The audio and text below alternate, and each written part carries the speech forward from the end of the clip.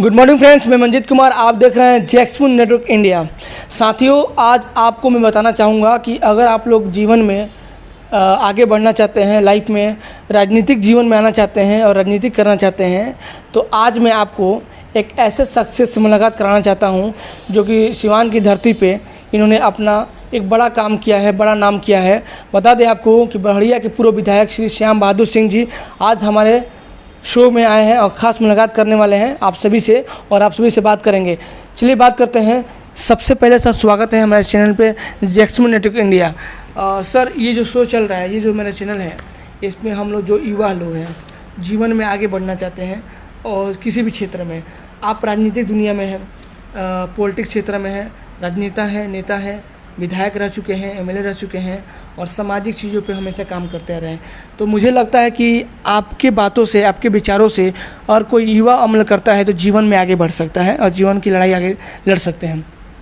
हम थोड़ा चाहेंगे अपने बारे में थोड़ा परिचय बताइए हमारे न्यू व्यूवर को, क्योंकि ये जो वीडियो देखेंगे पूरे इंडिया के लोग देखेंगे। ये जो चैनल है पूरे इंडिया में सब्सक्राइबर हैं, पूरे इंडिया में लोग देखते हैं, फॉलो करते हैं।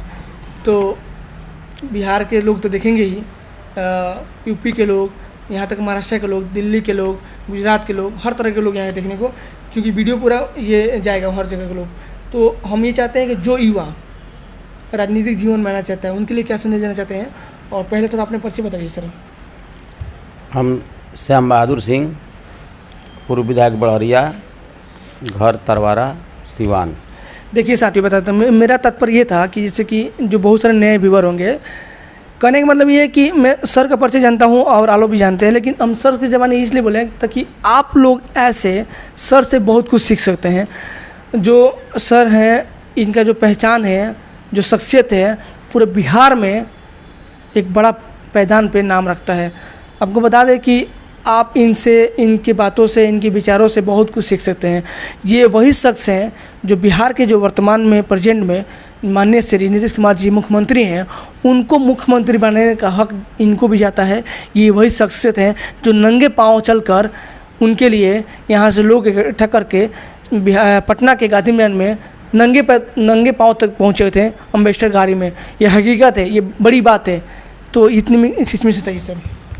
हाँ, निश्चित रूप से सही बात बा। मुख्यमंत्री जी के मुख्यमंत्री बनावे में हर तरह का प्रयास हमने कहीं नहीं सफल भी भाई नहीं। राजनीतिक में आजकल युवा लोग बहुत आ रहे हैं, आपने पंचायत में भी किया और हमने सुना है कि आपके चाहने वाले और आपके दिशा निर्देश में बहुत सारे मुखिया यहाँ पे मतलब बने हुए हैं।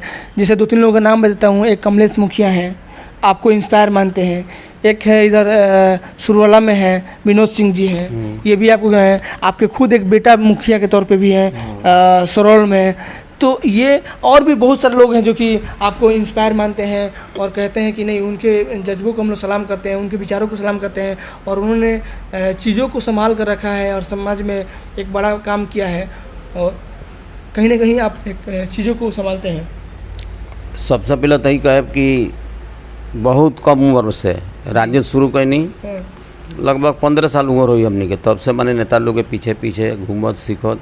जैसे उमा शंकर बाबू ये दुनिया में नहीं थी, स्वर्गीय उमा शंकर बाबू, हाँ जी, महाराज के वो ये थे, वो भी मतलब एमपी रह चुके हैं, एमएलए एमपी दोनों। बता दें आपको कि उमा शंकर सिंह जी एक नेता थे, रेनुआ क्षेत्र के जो सिवान जिले में पड़ता है, और वहीं के वो शख्सियत हैं जो महाराजगंज में एमपी रह चुके हैं, विधायक भी रह चुके हैं। उनका बात करें जी सर। उहें से बहुत कुछ सीखनी हम, उहें का संग संग रहनी हमनी, लेकिन हमने देखी कि उतना लोकप्रिय शंकर बाबू एमएलए नहीं, तबे से एमपी भी रहनी, तो उहें का संग हम रही। लेकिन हमरो मन में रहे कि कहीं ना कहीं राजनीति करे के चाहिए। अभी जहाँ तक सवाल बा, शुरू करनी निश्चित रूप से सफलता भी मिलल। अब की 3 बार एमएलए रहला के बाद अब की थोड़ा सा अपना गलती से कहीं ना कहीं भूल चुक भइल, चुनाव हमने हार गए। लेकिन हारला के बादो अभी लोकप्रियता कम नहीं है। अभी सब काम हम ही कर ले बड़हरिया में, जो हमने के बाबा जीतल बनी, बाबा से भेंटने के हो लोग खोजता कोनो काम खाती। हाँ, बच्चा पांडे जी, हाँ वर्तमान विधायक, हाँ आरजेडी से वहाँ से भेटे लोग नहीं खे वक्त। हम लोग से कहनी कि भाई वोट मिलल तैयो ना दिल तैयो, हमारे यहाँ कोनो काम बा तो बेहिचक आवो, उसमें शर्मिला के काम नहीं के, सोचला के काम नहीं के, आ लोग आवेला काम करी ले। एक चीज़ से सुनने में आया था कि जैसे ये टॉपिक मेरा है कि जो राजनीतिक जीवन में आना चाहते हैं लड़का युवा, तो हमने सुना है कि आप लोकसभा की तैयारी करने के लिए विचारधारा कर रहे हैं, बना रहे हैं और करेंगे भी। तो हम चाहते हैं कि उस युवा को, उन युवा को आप क्या संदेश दीजिए जो युवा आपसे जुड़कर इस राजनीतिक जीवन को पढ़ाई कर सके, जिनसे, क्योंकि ये जीवन जैसे आपने कहा कि हम उमाशंकर जी के साथ रहें, सीखें, तो ये कहीं ना कहीं वो एक विचारधारा को अपनाए होंगे, उनकी बातों को अपनाए होंगे, उनके कदमों पे, नक्शों पे चले होंगे, तब तो आप इस बड़े मुकाम पे पहुँचे हैं सर।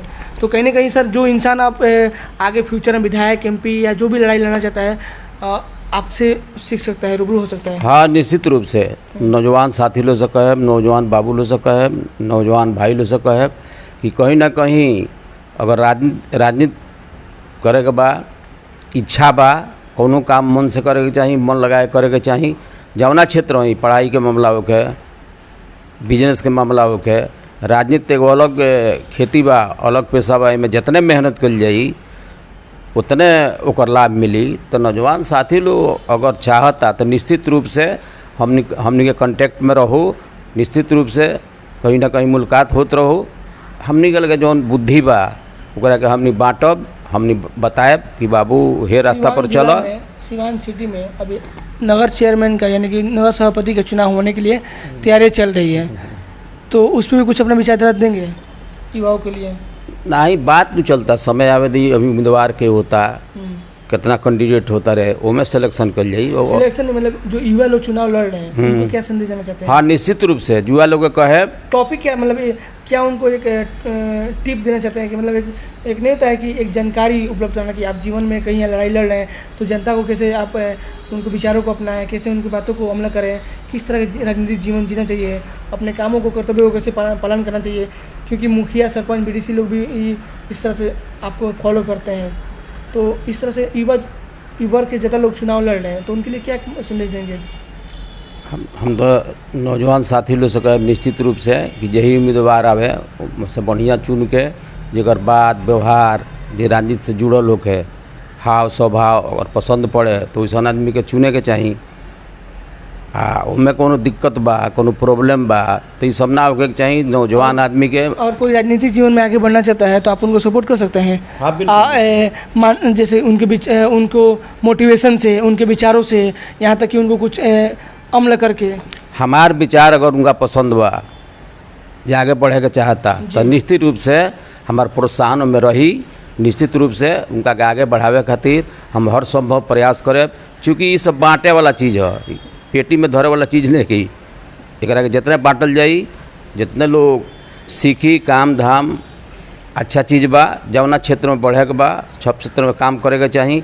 और अब राजनीति के सवाल बात अगर बहुत लम्बा और छोर बा, इसमें समय लागे, लेकिन निश्चित रूप से कहीं ना कहीं सफलता मिली। हम तो 3 बेर चुनाव हरनी, निर्दलीय 2 बेर मसाल छाप रहे, लेकिन लड़ल कहाँ छोड़नी, मुख्यमंत्री को लेकर शाम बहादुर। यानी कि आप 3 बार हार चुके थे। हाँ, बिल्कुल। और फिर उसके बाद से जीवन में इतनी लड़ाई है। देखिए साथियों, ये बड़ी एक मैसेज आ रहा है कि आप जीवन में संघर्ष करते रहिए और संघर्ष करने के पश्चात कभी हार मत मानिए, और एक ना एक दिन जीत आपकी पक्की होगी, जैसे सर का पक्का हुआ।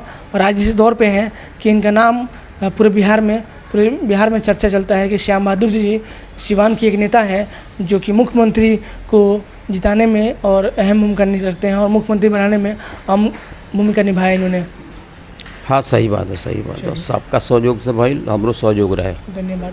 तो साथियों, मैं चाहूँगा कि आप इस वीडियो को देखें, लाइक करें, कमेंट करें, शेयर करें। ये वीडियो का जो थॉट है कि जो युवा राजनीतिक जीवन में आना चाहते हैं, राजनीतिक की पढ़ाई करना चाहते हैं, पढ़ाई अब कहीं से करें और राजनीति को समझना चाहते हैं। राजनीतिक कोई बुरा चीज़ नहीं है, युवा लोग आ रहे हैं तभी हमारे देश का और विकास हो सकता है।